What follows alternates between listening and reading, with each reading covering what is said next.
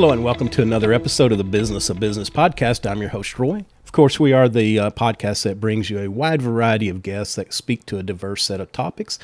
Today is no different. We're happy to have with us Dr. Sabrina Starling, the business psychologist and author of the How to Hire the Best series and also the founder of Tap the Potential. At Tap the Potential, they work to free business owners from the constant demands of a growing business. They believe that work supports life, not the other way around. Clients in their Better Business, Better Life coaching program have more time and more money than they've ever had before. Next, they send them off to a 4-week vacation to celebrate their hard-earned journey to get their life back. Dr. Sabrina, welcome to the show. Thank you, Roy. I'm so excited to be here with you. Yeah. Can you stamp my passport? I am ready to be on that celebration journey. Yes. Every business owner deserves a 4-week vacation, especially after what we've been through with COVID. That's right. I'll need that. Well, and I do apologize. I'm thought I was a little bit better, but I still have a little bit of a cough. So we're going to try to make it through this. Unfortunately, and I appreciate your patience. You've been put off like 2 or 3 times. The last time, like 5 minutes before we were going to start taping, we had total power outage. So anyway, thank you for your patience. But before we jump into this, this is one of my soapboxes I love to get on and love to talk about. I think that there's so much that business owners can do to help themselves that they just overlook. But tell us a little bit about your journey. I mean, how did you end up here? Well, I'll tell you, it really goes back to my childhood. And, when I was a young girl, maybe like around 5 years old, I really became aware of my dad and how busy he always was. Like I would watch him scarf down his food and race out the door. And he would work from sun up till sundown, always working.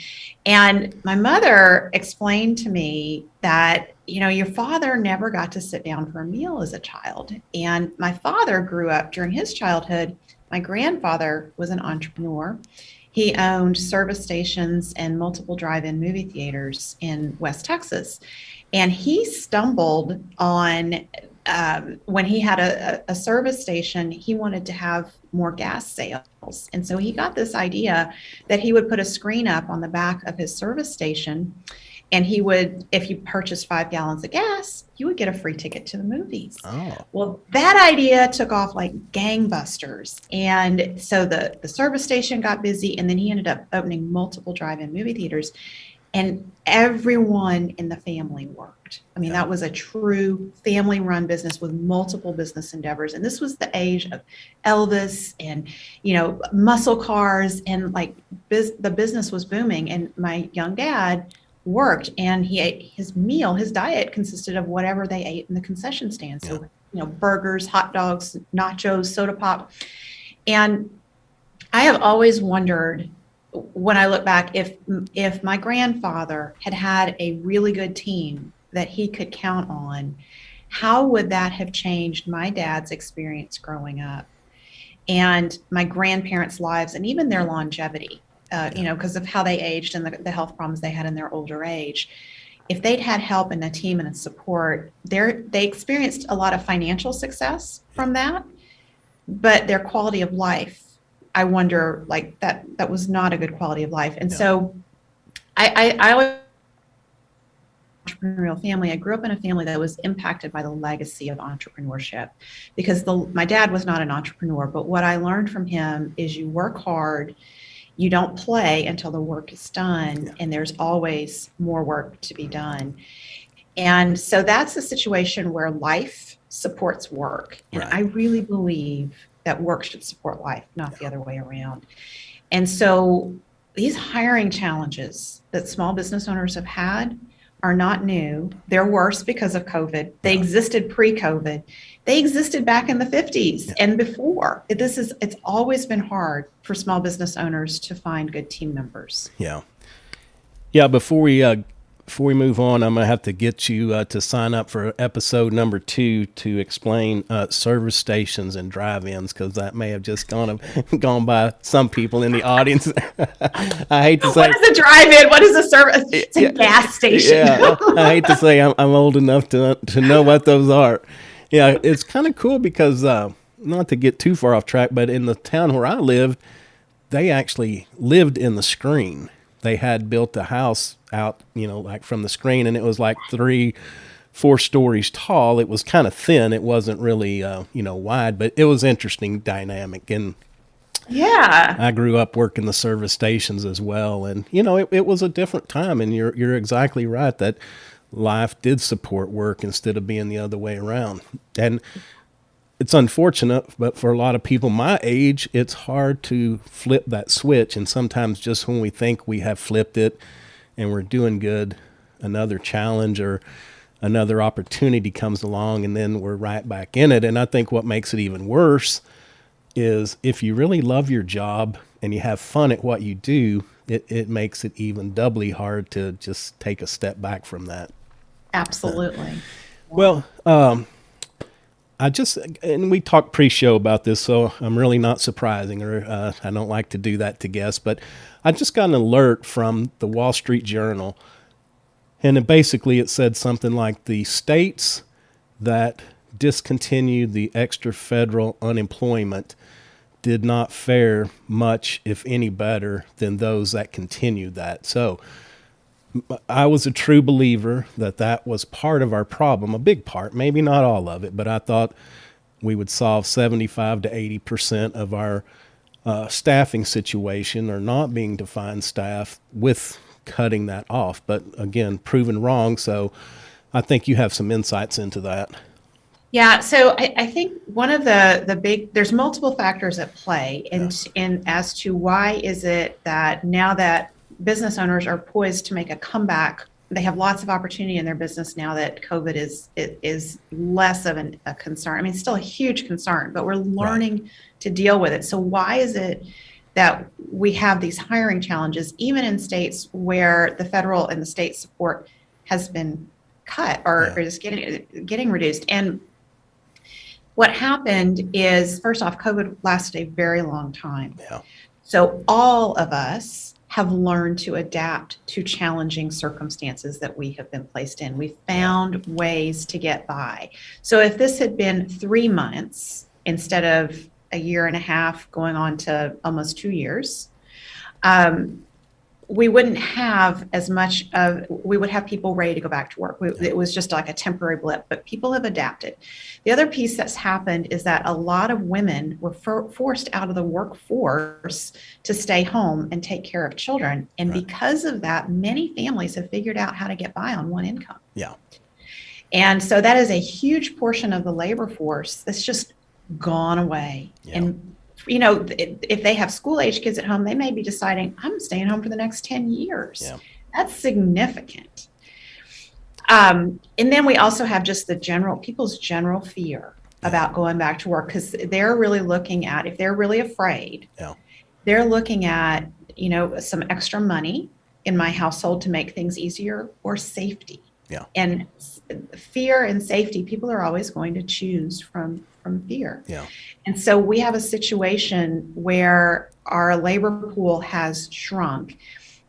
Prior to COVID, the hiring challenge that was out there is that only 10% of the population are A players to begin with. So A players are those individuals who are highly motivated. They're intrinsically motivated. That means that they just want to do a good job. When you find something that you want to do, you want to do it. You enjoy doing that kind of work. And so you have this natural drive to want to do it better. Right. That's that A player intrinsic motivation. Extrinsic motivation is when you have to give somebody a perk, like I'm going to give you $1 an hour more if you produce more for me. Yeah. A players don't work that way. The other challenge is that A players who want to work are rarely unemployed. So they are not home reading ads on Indeed. They're not reading the help wanted ads. And so your challenge as a business owner is, how do I find the A players that I want on my team? Because the typical hiring strategies don't work. They actually set us up to mishire 75% of the time. Right. They're not geared to attract A players Yeah. to our teams. Yeah, and I don't like to be too rough on anybody, but I think that's one skill that's been lost even prior to COVID is recruiting. And I think you make a very good point that the A players, the people that you really want, they're not perusing the ads anyway. And so, Right. because what I always challenge people to do is do actual recruiting, which means talking to people, being in touch with people prior to needing them to that way, especially today, you can monitor them on social media to see what's their attitude about things, how they feel. Do they spend a lot of time during the day on there? There's so much reconnaissance that you can do in the beginning instead of just putting up, instead of like, hey, we got a guy that left today. Let's put an Indeed app. Let's put an Indeed ad up. And to me, that's not really recruiting. And then that's where we get in this position of, we hired somebody because we had to hurry. And it was basically okay, they got a pulse and they filled out an application. So they're our person. And we go with the wrong person, which just, trickles through and makes things even worse as we go. Yes, and that's exactly the traditional hiring strategy. That's what the majority of small business owners do, and that's what sets us up to mishire 75% of the time. Yeah. So that's where you have that experience of, I hate hiring. I don't want to go through this again. Right. It's so painful, and I don't think I'm going to get a good candidate anyway. Right. So and you really aren't, because 1 out of 4 is going to be good, 3 out of 4 are going to be awful, and you're going to fire them. And when you're in a small business, your margins are so slim to begin with. Yeah. Payroll is the biggest expense. Turnover on your payroll will eat away at your profit. Like, if you're not profitable now, if you learn how to attract the best and you actually have a system that works to attract A players to your team, and you can retain those A players on your team, that is the fastest path to building a highly profitable business. Yeah. So getting this piece right, in your experience, Roy, where so many business owners don't recruit, is spot on. We have been surveying small business owners over the last year and a half, and in a survey of over 200 entrepreneurs, 89% have no system to attract A players to their team. 89%. Yeah. So only 11% have a system for hiring. Yeah, and I think I'll put this as a question, but it seems like we've become very reactionary in hiring. In starting the process, is we wait till, hey, that guy's been gone for 2-3, sometimes it's been weeks. And that's another thing I look at. It's like, this slot's been open for 30, 60, 90 days. You have to at some point ask yourself, do we really even need that person if we've been able to go? Maybe we're paying a crazy overtime, and then the other part that's kind of weird is that sometimes the process can take so long that they just lose they lose the good people, because it's competitive for somebody that is that top 10%. Yes. And we do all this stuff that sometimes it's necessary, sometimes it's not. But look at it, it's kind of like a sliding scale. Like the lower wage employees, it seems like they quit their job today and they need to go to work tomorrow. They don't have 3 weeks, 6 weeks, for $10, $15 hour an employee. Typically what I would see. And then, with your professional workers, they're going to give 2 weeks to a month notice. So there is some time to go through that. But let me get your opinion on that as well. Design your recruiting and hiring system so that it filters out the wrong people very early on in the process, because you don't have time as a small business owner to be talking to everybody and interviewing and doing all that. So you want to filter out the wrong people early on in the process, and you want to fast track the right people. And that's what I'm hearing you speak to, Roy, is that You want to treat your recruiting and hiring like you do marketing and sales. Exactly. So if you had no marketing system in your business and you had inconsistent sales, you would have no business. Right. Exactly. and so we've all learned, we figured that part out early on in our business because it's part of surviving as a business Right. owner.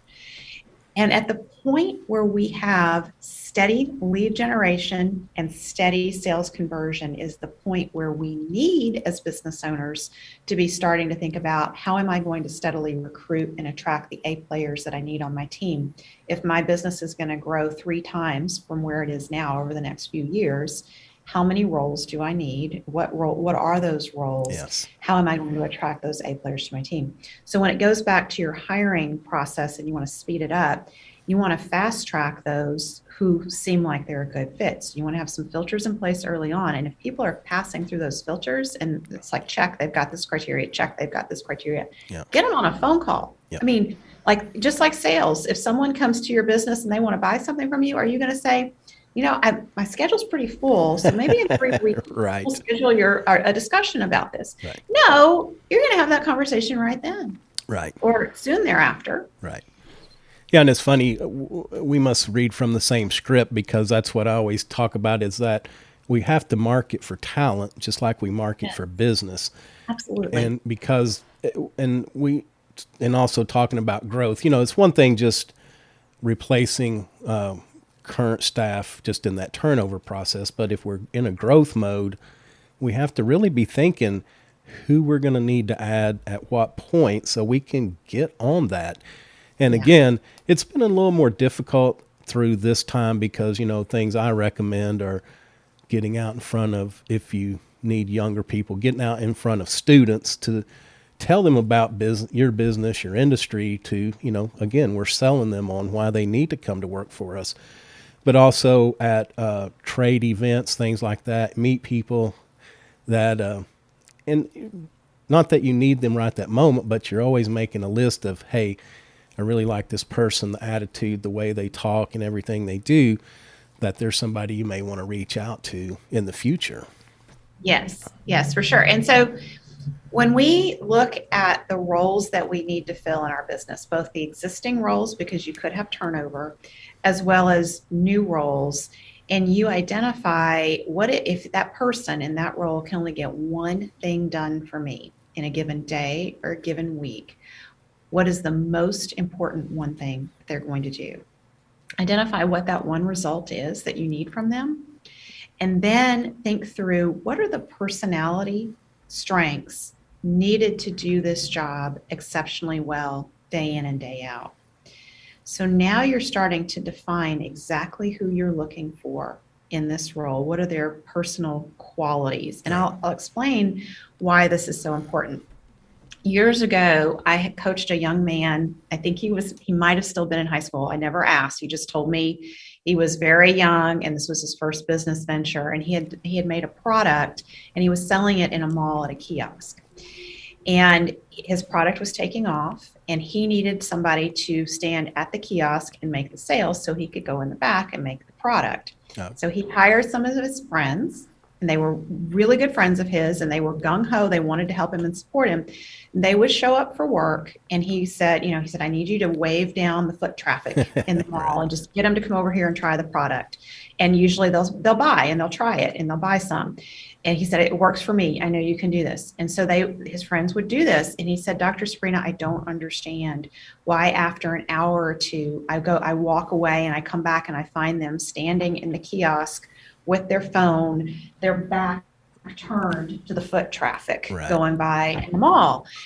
And I said, well, have you talked to them about that? And he said, yeah, we've had repeated conversations, and they still, they come back and they see this. I know I need to do this, and they'll try. But then I see them, later on, and I said, I'm really curious. Are your friends, like when you go to parties, are they the ones who mingle and talk to everybody? And he said, Dr. Sabrina, they don't go.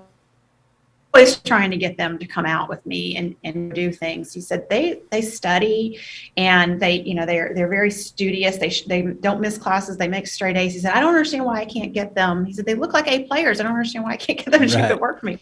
And I said, I'm I think maybe you have hired some introverts who are trying to be extroverts Yeah. for you. They're not succeeding. And that was like a light bulb moment for him, because he said, you're absolutely right. He said, they don't like to talk to people very much. They're very quiet and reserved. And I said, exactly. Yeah. They're trying very hard for you, but that drains their batteries. And when you see them turn their back to the foot traffic, they're actually trying to recharge their batteries to get energy to do what you need them to do. Right. And he was like, oh my gosh. So he started being intentional. The one result he needed was just get the foot traffic over to try the product. Yeah. So he started hiring people who were extroverts, and from it just grew from there. Yeah. Like that freed him up to go do other things that he needed to do in the business. He could rely on them. So when we get really clear in our hiring process, the kind of person, the personality strengths that are needed to deliver the result exceptionally well, we have a description that we can go out and share when we're networking and saying, I'm looking for someone like this.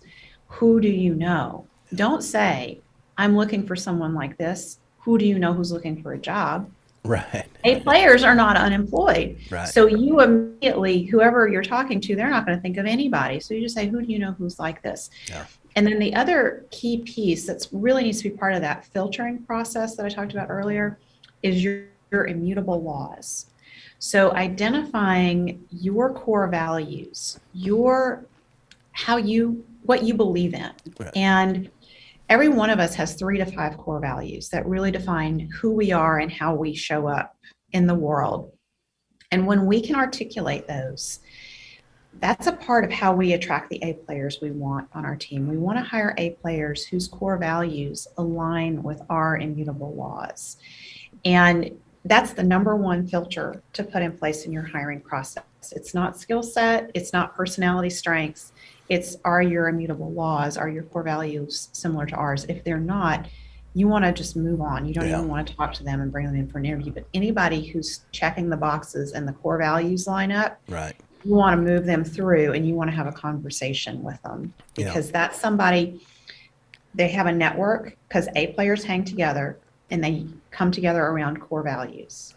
Okay, interesting. And so if you have somebody that has filled out an application, even if they don't have the skill set that you're looking for, or they're not right for that particular role, they go into your database of who you're going to stay in contact with, because they have a network of other A players around them. Right. And you want to be able to tap into that network. Nobody is ever a dead end when they have a match with you with your immutable laws, because they can put you in contact with other people who might be looking for exactly what you have to offer. Again, which follows the rule of the sales method is follow. Even if we don't close a sale, we want to follow up with these people, because things can change. Like you said, maybe not necessarily with them, but they may have a good connection that would be a good candidate. I am so glad you said that, because I've had a job. Have you had a job before? Yes. Okay. Yes. And there were days I went to work where I really liked my job. And there were days I went to work and I was like, oh, this is awful. Yeah. I hate this place. Yeah. And it's like this, emotional roller coaster. If a place is really a great place to work, those feelings that it's, I hate this place, it's awful, those come and go and they're fleeting. Yeah. But if it's a place like most work environments that are not all that great, where there's not a lot of attention put to culture and building relationships with team members, chances are there's going to be an opportunity where that person that you would like to work for you is having a number of bad days at work. Yeah. And if you are present in their world, if you show up and say, hey, I'm Roy, remember me? I have an opportunity over here. If you're ever interested, remember this opportunity is over here, and I'd be happy to have a conversation with you about it. Yeah. So that staying present, you will show up in their world. Eventually you're going to catch them on a day where they're like, I'm ready to go. Exactly. Let's talk, Roy. Yeah. Yeah, and that's so important, because we need to have those people, not only those people, but we also need to have those that are disappointed, that are calling us saying, hey, I'm just checking with, we have to build up to make it the place that they want to be. We have to, and I don't mean do a sales job because it's not a good place to work, but I mean, we have to make it a good place to work, but then we have to sell people on why they need to be working for us, and get that attention with them reaching out to somebody, being in that constant communication mode. And it's funny too, it's a difficult situation because I do believe in education, and some people aren't for college, but they're trade schools or trade education. But there was a great line in a TV show. It was Law and Order years ago. So there was this lawyer that was just really pounding them in this episode, and one of the assistants is like, I don't know, I don't understand. This guy's really killing us, but he barely passed law school. Like, he had like a 2.5 or 3 or whatever the minimum was. And the other guy said, yeah, but the reason why he made poor grades was because he was always hanging around a courthouse learning his craft. And so, well, I don't want to discourage education. I just want to say that, we also have to look at other abilities that go with that, because sometimes we've gotten so rigid on degrees and education that we want. Again, I'm going to just tell you my story is that, I struggled and went to night school for 20 years to get my undergrad. So I definitely believe in it. Please, nobody take me don't think we need it. I believe everybody needs it, just for sometimes it's just for the socialization part. But anyway, we have to just look at the person well-rounded. And sometimes I think we may have this arbitrary line that we put up. There's somebody that could be bumping right up against the bottom of it that we'd give no consideration. I absolutely agree with you. As one who has a doctoral degree, I'm the first to say that college may not be the best investment for a lot of people. Right. And there's lots of people who have broad skill sets and a broad base of experience who are very eager to learn. And most things can be trained. And I'm not going to say, like you wouldn't put somebody in the role of psychologist just because they've had a broad life experience. And, I'm not going to that part, but what I'm hearing you say is we've got to think outside the box. Correct. And I have had many small business owners that we've worked with that have done that out of the box thinking. And so they will bring entry-level team members into their company, and they know they figured out their system for attracting their entry-level team members. Yes. And then they start working on, how do we teach them leadership skills? How do we give them the skills that they need to advance and fill our higher level roles? Yeah. Because those higher level roles are so hard to fill. They're finding more success in raising up their team and giving them opportunities for advancement and recruiting that way. Yeah. And the other piece that I think is so important for small business owners to hear right now is that the bird in the hand is worth more than 10 in the bush. Yeah. So when you have A players on your team, be aware of why they like working for you and what they consider to be a great place to work. So ask them, you seem happy here. What do you like here? Right. What could be better for you? You don't have to make any promises that, you're going to do anything extravagant, because you may not be able to, but just, you need to be in conversation with them to understand their perspective, and use that to help you create the culture that will attract more A players. So the A players that you have on your team are your greatest source of information for how to figure out how to attract more A players like them. And we need to be focusing on retention more so than attraction. So retain what you have, the A players, not everybody on your team. B and C players will be like A player repellent in your business. So if you have warm bodies on your team, you need to be aware of that, because they could actually be driving off your A players. Right. So we need to really be focusing on retaining those A players, getting to know them, spending time and investing time with them. That just an opportunity every week for a one-to-one conversation with the business owner or the person that they directly report to is the number one thing that you can do to retain A players. If that goes away, they feel disconnected and they are much more likely to leave. But that's also your avenue to learn about them and how to figure out how to recruit more like them. Right. And that, I think one thing is that attracting that entry level, that we can show a path of promotion, that also plays to our future A players, because we can bring them in and train them up in our own system and move them up. And then the part about getting to know our employees, to me, that's such a big part, because what I would do, and if you're a larger company,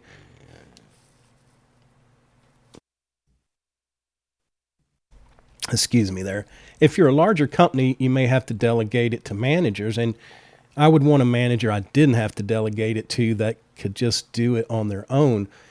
But that is getting to know your people outside of work. I mean, I used to have, we would do quick cookouts at the office just because. There doesn't have to be a reason, just that I appreciate you showed up today.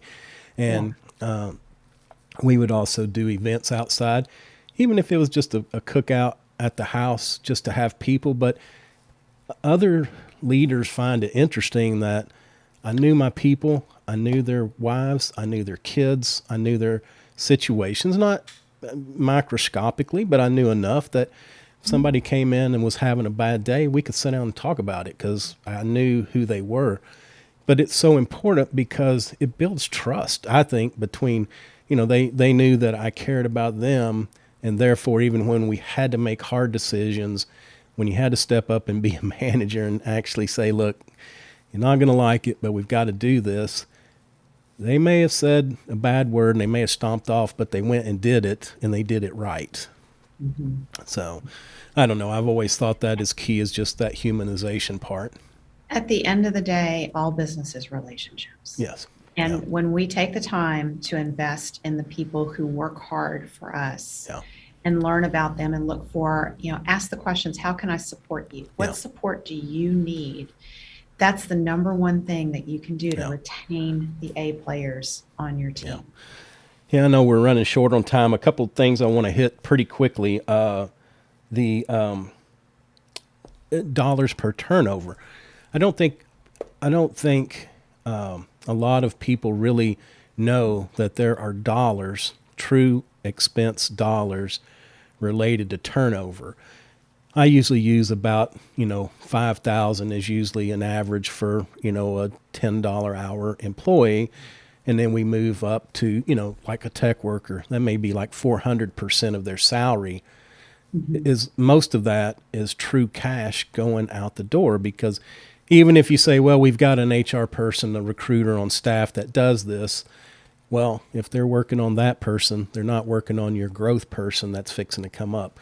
So there are true costs. There are true costs to your staff, because typically we're having to overwork them, or there's something going on inside of the company that is kind of souring them. There's all kinds of internal things. And then the other thing, as a customer, when I come to your business and I'm dealing with somebody new, every time I walk in, I have to think, hey, what's going on here? Yeah, it creates a lack of consistency, and it breaks the relationships that your customers have with your business. And the estimates are, and it's anywhere from 100 to 300% or more of the amount that you're paying that person, either in wage or salary.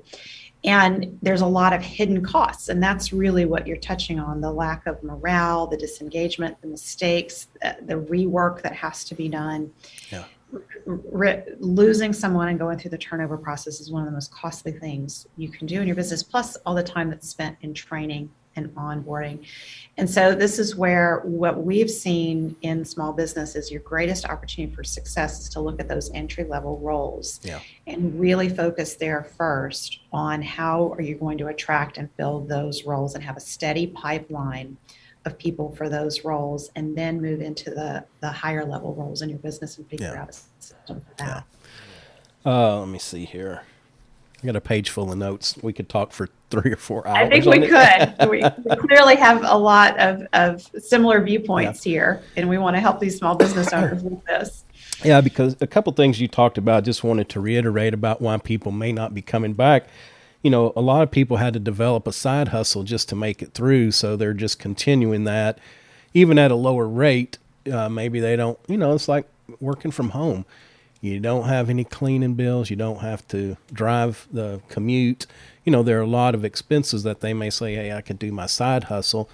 But another thing, you talked about working mothers, and my next door group and some Facebook pages I've been on, they have just blown up, the last couple weeks about childcare, that as people are being going back to work to offices, and then school, they're having mothers and families are having trouble finding that after school care, or, it's like this is my third person I've been on in the last 2 months, help. Well, and I'll tell you, there's even another layer to this as a mother myself, that there are our youngest kids are not able to be vaccinated. And so with the Delta variant, there's a lot of fear, and there's a high likelihood that our elementary school kids, if they're in environments where people aren't wearing masks and not vaccinated, that they're going to come down with COVID. And so there's a lot of moms out there who are like, I'm choosing not to work because I'm going to homeschool my child. Right. So we have that variable in there too. And so what we do see is that employers who have roles that can be filled virtually have lots of applicants for those roles. So because people have figured out how to work from home and take care of their kids. Yeah. Like we've had that great juggling act now for a long time. So if you can look at the roles that you need to fill in your business and ask, is there any portion of this that can be done virtually on a contractual basis, like through a virtual assistant or an executive assistant, and get that administrative support? And if you have team that are spread really thin, ask them what admin support do they need, and then ask, is there a way we can figure out how to do any of this virtually? Because if we can, you can take some of the load off of your existing team, and that helps you to retain your existing team, and then you can get some of the rest of the work done by someone who is virtual. Right. And if you've never tried virtual work before, I know a lot of Main Street businesses like virtual work. Are you kidding? How do we have somebody who's not here in the office? We're all in the office. Right. Think about from the perspective that somebody who does virtual work on a contractual basis can teach you. You can talk to them and say, here, we have these bookkeeping functions in our business, or we have these admin, the scheduling things. It's always been done by somebody in the office. How would you do that virtually? What would that look like for us? So again, that's some of that out of the box thinking. Yeah. And just touching on the children, that's another thing that's gone crazy here, because I know that there are now whole classes and sometimes whole schools that have had to go back into quarantine again and go virtual, just because the whole and I don't want to get into the politics of that, the whole masking versus not masking. And then, but, now all of a sudden we're back to where we were. But also the remote work, I haven't figured out why some companies that have survived, even thrived with workers at home, have been so adamant that you're coming back, and why there's not more of why is there such reluctance to let people be remote? I don't get that. So much of the way we work in our country is done because it's just the way it is, because we've always done it this way. The 8-hour workday, 5 days a week, was something that Henry Ford came up with because he thought that would be a great idea to help factory workers and productions in factories. Well, so many of us now are not producing things. We are knowledge-based workers. Right. And so shifting our thinking to, we have certain results that we need our team members to deliver, and let's pay them for the results versus how long they show up. Right.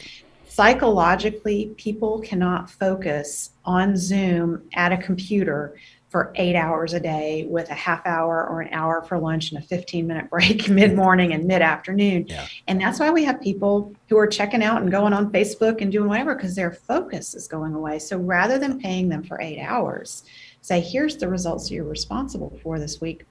Go do it. Yeah. Okay, if it takes you 40 hours, if it takes you 20, I'm going to pay you this amount for this result. Yeah. And so it's a mindset shift to going to results oriented versus I'm paying you to show up and I'm paying for your physical presence. Yeah, that's the thing, is I'm paying you have to be here at these particular times because and I get deadlines, and I'm not saying that we shouldn't meet deadlines, but I'm saying, does it really matter if I filled out this Excel spreadsheet at 9 in the morning or 9 in the evening?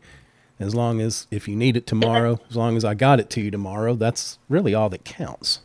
Exactly. And if there are certain core meetings that you need everyone present for, set those on the schedule so everyone knows I've got to be there for this, but then give people the flexibility they need. You likely have team members who have family members who have COVID. So people are stretched really thin. Right. And the number one reason people will stay with employers is they feel supported in their personal life. Right. So when you can offer the flexibility for someone to take care of a sick family member, that builds loyalty, and that loyalty is invaluable. Yeah. And that's something we in small business can run circles around the corporate world with. Yeah. Yeah. And again, this gets back to knowing your staff, because I had a friend that was a nursing home administrator, and one of her best staff just dropped off the face of the earth. And we have to put ourselves in that position. It's like they don't want to get the hassle of, why did you not show up? Why can't you come to work? So she just like, I'm not calling. I'll just go. I can get another job at this pay rate with no problem. But she was such a good worker that the administrator went to the home actually to chase her down, sat down and talked with her, and found out that there were some issues with the husband, and he had been in jail. So she didn't have a car because it was impounded. And instead of trying to explain all that, it was easier not to. But all they did was she moved her from her shift from, 7 to 3 to like noon to 7 or whatever, something in that. But it was just a small tweak that it was good for the staff because she got to retain her job, but great for the administrator because she retained one of her top employees. But it's just as little as that communication, as caring, instead of just being like, oh my gosh, I should have known that person was going to do me this way and be in the wind. There will be people that do that. I'm not saying there won't, but we should know the ones that aren't that way and the ones that will be that way. Well, and I want to speak to those who are hearing this and saying, but she just flaked out on you and didn't show up. So why do you want her back on your team? If you really understand A-player psychology and you think about what might have been going on in this woman's life, she was juggling a whole family crisis that she was trying to not burden her employer with. So she kept her mouth shut and showed up and did a good job. Right. And then it got overwhelming and she wasn't able. Things were out of her control at that point, and she wasn't able to show up and do a good job. She probably felt a lot of shame. Yes. And that's that shame where it's just easier to go find another job. Right. So I don't have to explain all this. And I know I've let someone down that I care about a lot. Right. And so just like you said, be that employer. When somebody exhibits behavior that is out of character from what you've known of them, get curious rather than judge. Get curious and find out what's going on. Yeah, because we have to understand that a lot of people live different lives than what we do. I mean, it's just that is their norm. It's not ours, and we have no understanding. And so it's something I've said more lately than I thought I ever would, but, seek first to understand. And there's a lot of power in that, actually. Mm-hmm. Absolutely. So one more thing, and then I promise I'm going to let you go this time with the promise of coming back.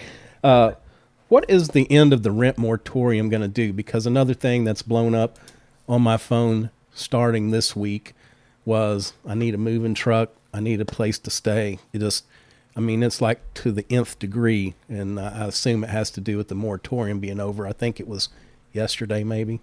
Yeah.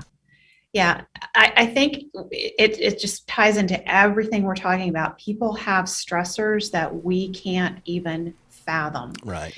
And so we need to be in contact with our team members. And if they need help finding a place to live, we have a huge network around us. How can we tap into our network and help them get the resources they need? Small business owners are notorious for going above and beyond to support their team members. Yeah. And so this is something we need to be aware of, that our teams need a lot of support. Right. Yeah. And let's don't lose good workers just because they're in a bad spot and they try to deal with it as much as they can. And then when they can't, they just have to stop everything else to do it. Where if we could just give them a helping hand where possible, it makes life so much easier for everybody involved. Yes, Yeah. and then I think also finding out about resources in your community Yeah. that, food kitchens and places that will help people get through a tough time, Yeah. and sharing that with your team members. When you're having those one-to-one conversations with your team members, you're building an emotional bank account because Yeah. they come to trust you more. And a lot of times when we are in crisis, we make fight or flight survival decisions. Yeah. And so if your team member trusts you and they will come and talk with you about crises in their lives, you can be that trusted guide that can help them identify resources and come up with a plan to get through a very tough, difficult time. Yeah. All right. Well, I appreciate you taking time out of your day. It's been an interesting conversation. Always learn a lot when we speak. Before I let you go, a couple questions. What is a tool or a habit that you use every day that you feel adds a lot of value? Well, exercise. Okay, yeah. Number one, hands down. I do my best thinking when I can exercise every day and trying really hard to get a good night's sleep. And most business owners, we're not so great at that, but I try hard. Right. No, that's good advice on both of those. The exercise seems to clear my head where I can get over hurdles that I may have been bumping up to in the day, and then a sleep always, if I don't get enough sleep, my day never starts out well. So yes. Great words of advice. So I'm going to, instead of me being tongue-tied, I'm going to let you explain your book series, and then also you can tell us who do you like to work with, how you can help them, where they can reach out and get a hold of you and find your books as well. Okay, so I have the How to Hire the Best series, and this evolved from 16, 17 years of me trying to help business owners get themselves out of the day-to-day in the business because, like we've talked about, everyone needs a break, everyone deserves a vacation. Right. And when you don't have good team members that you can count on, you can't take that time off. So my latest in the series is the How to Hire the Best, the Entrepreneur's Ultimate Guide to Attracting Top-Performing Team Members. It's available on Amazon. We at my business is Tap the Potential, and we're on a mission to support entrepreneurs in taking their lives back from their business. So many entrepreneurs really have that experience where work takes over life and you sacrifice your health and your important relationships all for the sake of keeping the business going. Yeah. We believe work supports life, not the other way around.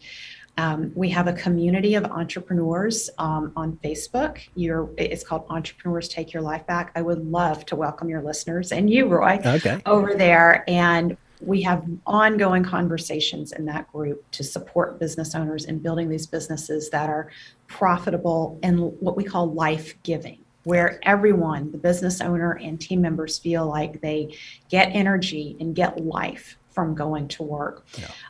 So you can join that group. tapthepotential.com/group. And then I have a really good free resource it's the best way to get started with everything that you've heard me talk about here. As a business owner, really starting to bring on team and the quality team members and free yourself up to do the most valuable things in the business. It's my training on how to make your time worth $10,000 an hour. Oh, wow. And you can get that at tapthepotential.com/10K. Okay. Yeah, and I'll be sure and include all that in the show notes as well. Thank you, Roy. All right. Well, thank you for your time. Thank you for the resources. And most of all, thank you for your patience and finally making it to the taping. It's well worth it. I'm so glad to share and support other business owners, and I appreciate you giving me that opportunity. You bet. Well, that's going to do it for another episode of the Business of Business podcast. Of course, I'm your host, Roy. You can find us at www.thebusinessofbusinesspodcast.com. We're on all the major podcast platforms, iTunes, Stitcher, Google, Spotify. If we're not on one that you listen to, please reach out. I'd be glad to add it and make your listening easier. We're also on all the major social media platforms, tend to hang out on Instagram a little bit more than others. Love to interact with you there. And a video of this interview will go on our YouTube page, so check that out as well as some of our past episodes. Until next time, take care of yourself and take care of your business.